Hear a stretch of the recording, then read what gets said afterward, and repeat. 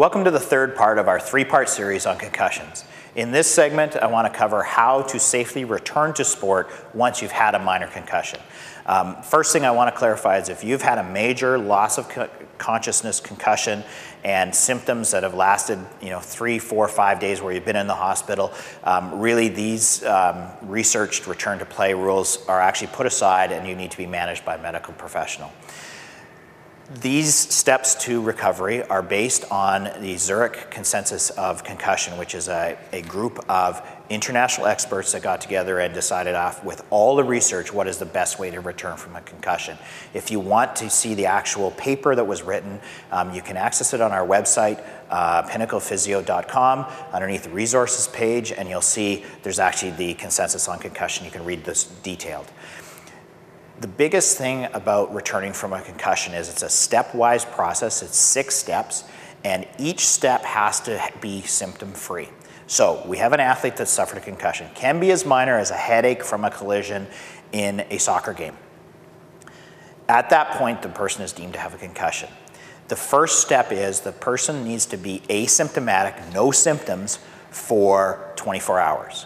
So the person has a concussion, we want to leave them total physical and mental rest, which usually means off school, out of sports, and we just let them rest and sleep and allow their brain to recover, while we still monitor to make sure the symptoms aren't getting worse. At that point, if they have been symptom-free for 24 hours, each one of these steps is 24 hours from there. So the next step would be, after they're symptom-free, we allow them to do some light aerobic exercise. This is simple things like riding a bike, going for a slight little jog, working on an elliptical, something that gets their heart rate up a little bit. So what we're trying to do is increase blood flow to their head, increase the pressure in their head a little bit, and see if they get any symptoms. If they are symptom-free, we progress to the next step. If they get any symptoms at all, we go back to step 1, which is complete rest until the symptoms resolve. So, step 3. So we've done the rest, we've done the light exercise. Now we're going to increase the intensity of the exercise a little bit. So we're going to be in a gym or in a fitness facility somewhere where we're doing some more aggressive things, not necessarily weights, but maybe some light resistance with tubing or cables or something.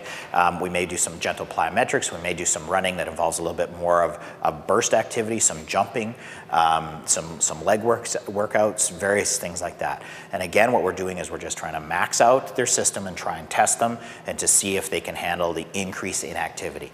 So if they're symptom-free, we move on to the next phase. If they're not, we go back to stage 1 and we start with complete rest again and work our way through this step. So as you can see the pattern, if we have a situation where the person becomes symptomatic, they automatically go back to step 1. So after our series of exercise, the next thing is we want to go to sport-specific activity. So to give you a couple of examples, the first example would be if you have a soccer player, we've gone from in the gym running around doing drills to now they're out sort of running drills with their teammates and doing some passing and some longer kicking and stuff. More commonly, the concussions are way more common in hockey. So what we do is we take the person from the gym and now we put them on the ice. We have them in a bright colored jersey so no one hits them.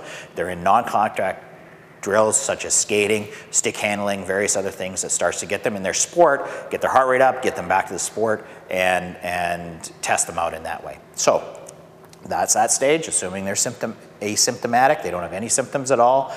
Then we go to the next phase, which is more aggressive drills, maybe some game-like situations, not contact yet, but they're actually going hard and they're going for maybe a full period in time and getting their heart rate up, they're sweating, they're really working hard. And again, we check, do they have symptoms or not? No, they don't. We move on to the next stage, which is contact. So even sports like soccer do have contact. Now in hockey, we actually put them in live one-on-one drills where they're in a corner doing a one-on-one challenge drill, or they're out doing a face-off drill where they're trying to push each other off the puck. So we actually get some contact in there to see if they can handle the impact of contact. Again, if they're symptom-free, then we actually move them to gameplay. We're still monitoring them, and we see how that works. So if you add up all those 24-hour time frames, it ends up that if someone has a concussion, even with a minor symptom as a headache, their return to play really isn't for 7 days. So we go through the process, and anytime they become symptomatic in that process, they go back to step 1. So generally, concussions will recover in 7 to 10 to 13 days, but sometimes what happens, and we've seen this with some of the pro NHL players, and I've seen it with midget level of midget, peewee, bantam, all those layers, is some headaches and concussions can take up to 3 months to a year to recover. And so it's important we go through the process to make sure the athlete is safe, and this has been shown to actually help the person recover completely, so we don't end up with another concussion and have to have the person out for a longer period of time. So if we follow a stepwise process, as long as there's no problems with that, the athlete is basically back in 7 to 10 days from a minor concussion.